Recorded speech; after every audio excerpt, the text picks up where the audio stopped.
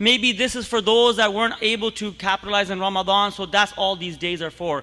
And inshallah, we want to discuss these things because they're very important. The first thing we should do is understand the legacy of Hajj. And the legacy of Hajj is only through the legacy of Ibrahim alayhi salam. As-salat should be a transformation, not just